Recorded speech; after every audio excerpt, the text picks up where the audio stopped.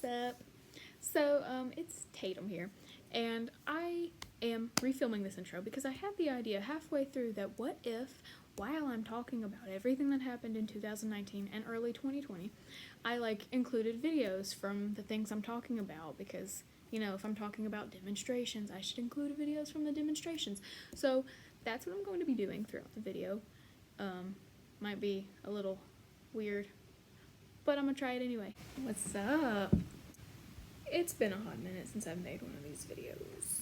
I had it in my head to make a basically what did I learn from a keto this year kind of video, but I never ended up making it.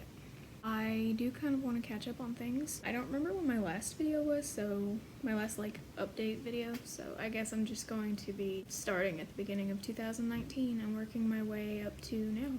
I know that my random mental recaps probably aren't great content or anything, but I think having a video diary of everything that happens is pretty cool. I guess I'll start with January 2019. I don't really have any big things that necessarily happened. I do have a bunch of notes here of just diary entries I took when I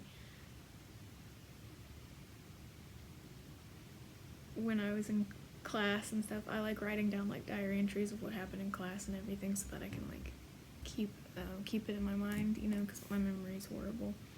Basically what I'll do is I'll write the date that the class happened, and I'll write, how many hours I have on each belt just to keep track of it, I guess. Here's a general idea of what it says. It says January 16th, 2019, white belt, 46 hours, 7th Q, 100 hours, 6th Q, 92 hours, and then 5th Q. I was 5th Q at the time. I had 43 hours on my 5th Q belt at that moment. At my school, when we rank up, we have to have a certain amount of hours that we've trained before we can take our test, so I thought, well, it's a good idea just to keep track of your hours anyways, but that's also another good reason why you should keep track of your hours. Oh, I'm about to put my hair up because I can't do this right now.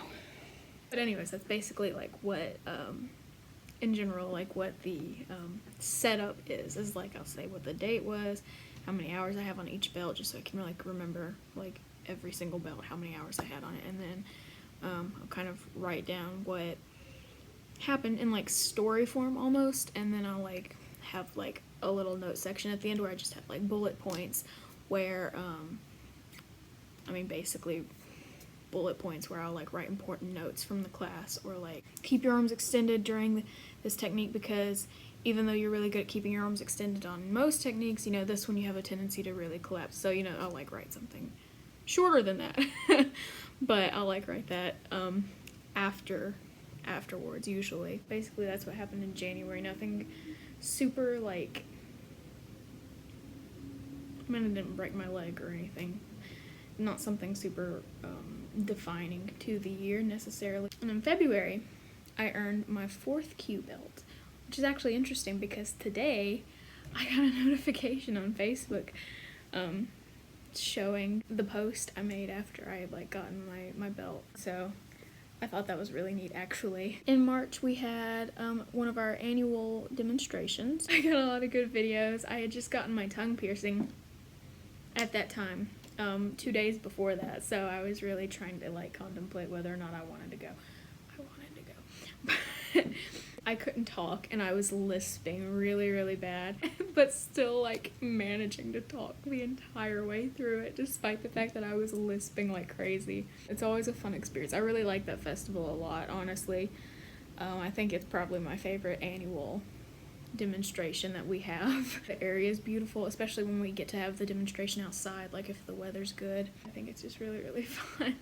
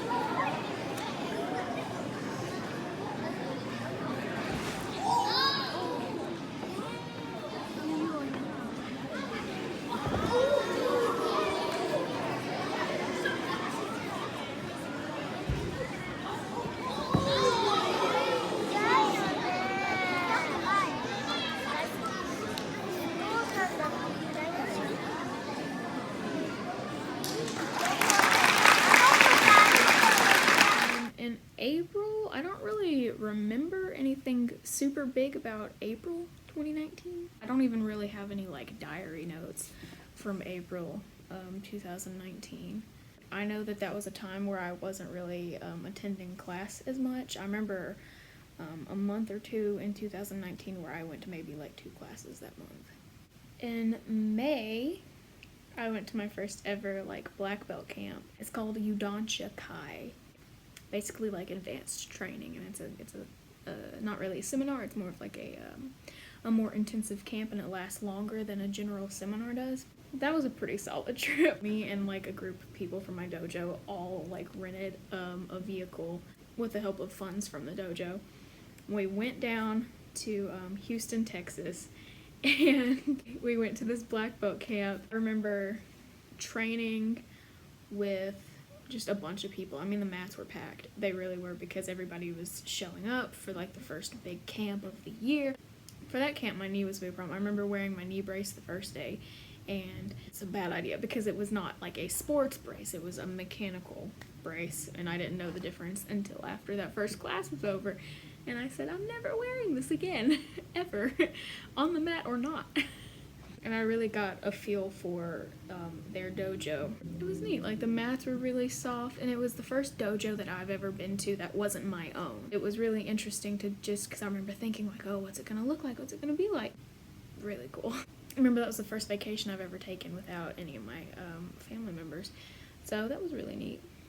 I remember being kind of really excited for it, honestly, because it was May 2019. It's about the time that if I was still in high school, I would have graduated high school. So I was like, oh, well, it's kind of like a senior trip almost, you know, where I go with my friends across the country somewhere for your first real getaway from home trip.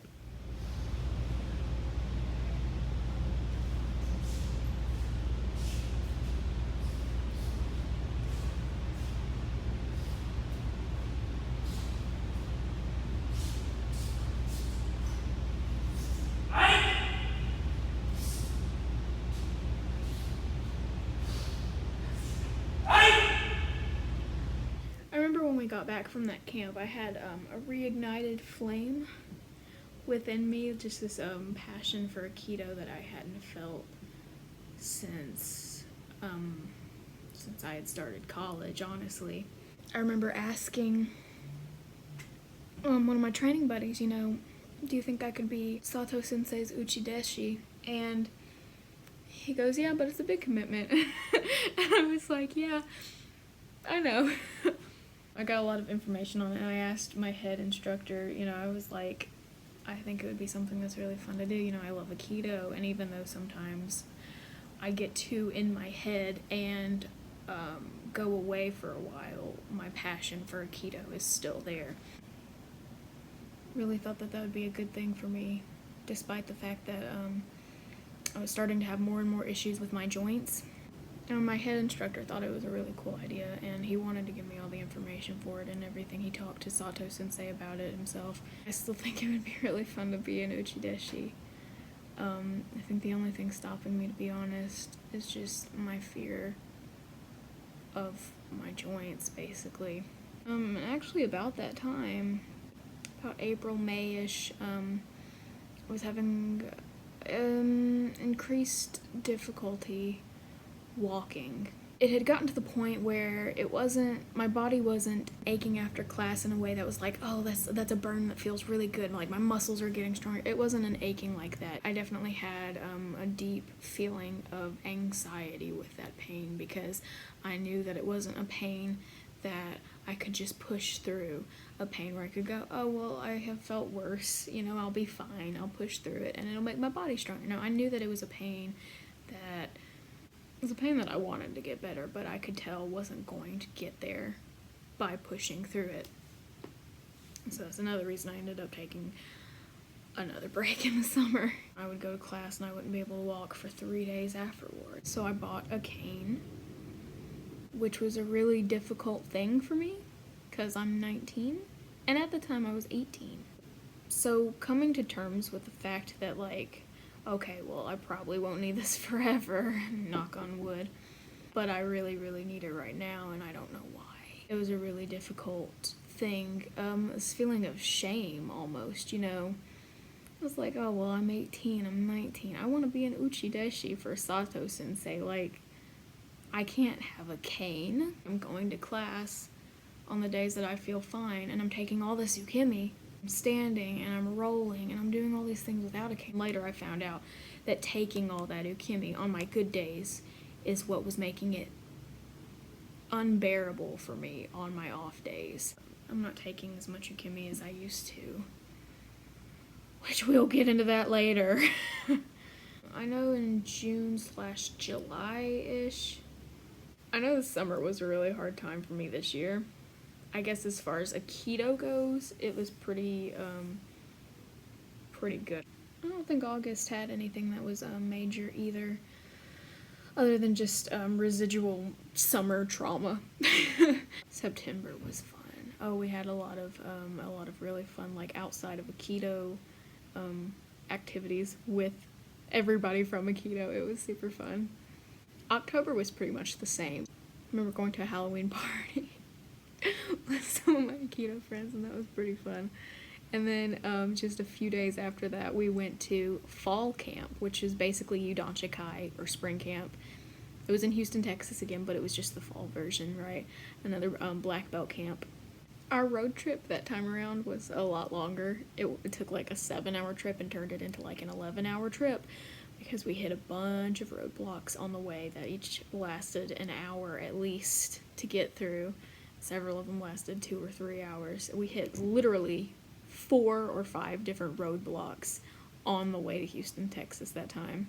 When we finally got to our hotel at the end of the night, the end of the night, we found out that we were at the wrong hotel, so we had to go find our proper hotel. We just had a stressful day. It was actually Halloween when we went down there. We were joking about how we should play the Monster Mash in the car. And so with that camp, my hip was hurting a lot. I remember waking up one of those days with my hip actually out of place. So that just made my day rough. But yeah, at that camp, I didn't take I didn't really take any ukemi at all. I took 2 or 3 break falls because it's a camp, it's a seminar. You gotta take a break fall. I knew there was a very good chance I could not walk, like, after that. I was prepared for the fact that I would not be able to go anywhere after taking those break falls. I did them anyways because I was like, let's go. Let's do it. It was actually really fun. It didn't hurt my body as badly as I thought it would at all. Until I hit, like, that third one, and then that was pretty rough. Yeah, I was done with that. For the most part, I didn't take any ukemi at all, hardly. And I really felt a lot of anxiety about that. I felt like I was being a burden to my other training partners because they couldn't perform the technique fully on me. So I found myself pairing up with people who also could not take ukemi so that we could kind of learn each other's sensitive points and try to help give each other the best possible training that we could because we each had different strengths. Anyway, we had our annual seminar, as we do in every November, because it's annual. I actually couldn't really take any ukemi during that seminar either because I was having a lot of issues, like, with everything, like my back, my hips. Everything hurt really badly. And I remember thinking, like, the few days leading up to the seminar, like, I don't think my body's going to allow me to do what I want it to do. But I still went and I tried anyways, and I did less than what I did at camp. I wasn't really on the mats hardly at all for that seminar. Our seminar dinner was really fun. You know, I helped make food and everything, and I put myself to good use, basically, or I tried anyway. And that was chill. That was chill. December was a really hard month for me in 2019. I remember just feeling really isolated and lonely that December, almost like my head was stuck in a rain cloud and I couldn't find my way out. And I remember just telling myself, okay, well, all you have to do is just survive until, like, January 10th-ish, and then it'll be fine. You know, your PTSD, maybe your mental health is struggling a little bit right now, but your PTSD, anniversary dates, and everything will be all out of the way by January 10th, you know? Just try and hold on till then, you know, basically. It was just really hard. Like, I didn't get to really see many of my friends that often. I really didn't get to train with them that much. A lot of my training buddies had things that they were doing, or they had work that they were really caught up in, or they were traveling, or, you know, because it's Christmas time, you know. But I did have that hope that, you know, once I hit, like, January, it would get better. And it did. But February, we're still in February. Oh, crap. Oh, this has been a long month. We actually had a demonstration at St. Jude. So that was really, really fun. It was for their Lunar New Year festival. Oh, it was great. I've got plenty of videos and pictures. I've got one video. I've got plenty of pictures.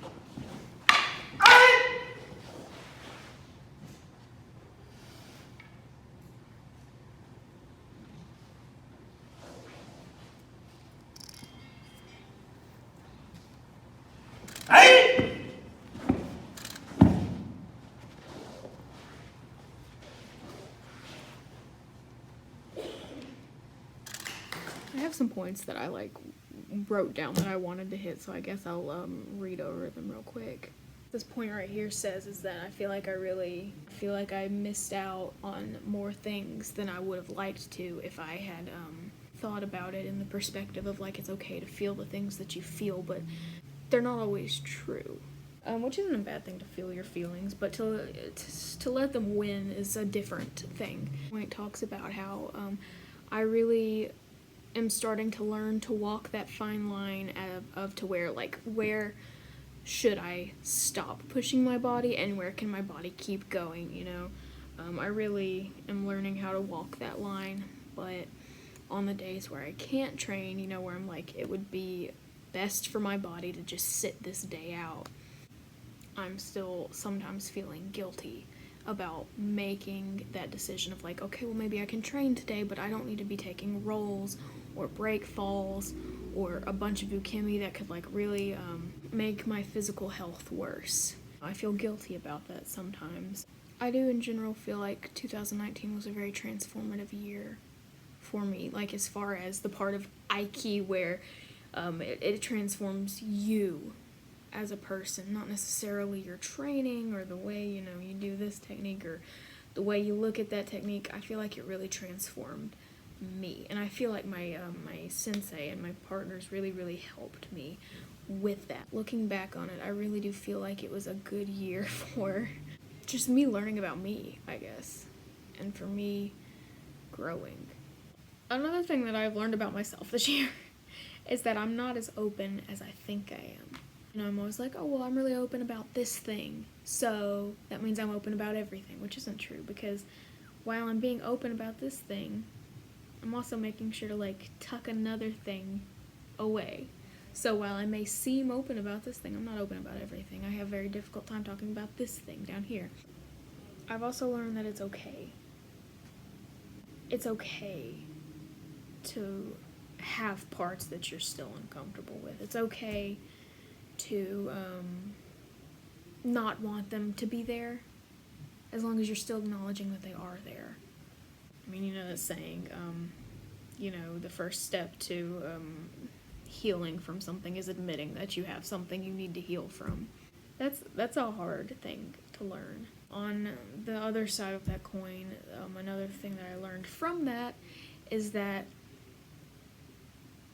I have people that I can talk to when I'm struggling with these things. I have people in my life who are willing to help me, who love me and care about me. And like the feeling, like the safety net, the feeling of that is amazing. I guess mainly I'm just talking to my future self. As much as I hate like watching videos of myself in it because I think it's super cringy, I have a feeling I'm gonna watch this video at some point in the future, whether it be for like advice or something. I have a feeling I'm gonna be back here. So, hi. Well, this has been a very healing video for me. I don't think anybody else is really gonna take that much inspiration from it because it's like very my experiences, but I have a feeling I'm gonna come back to this video in the future. For whatever reason, I don't know. I just have a feeling. So, I'll see y'all later. Bye.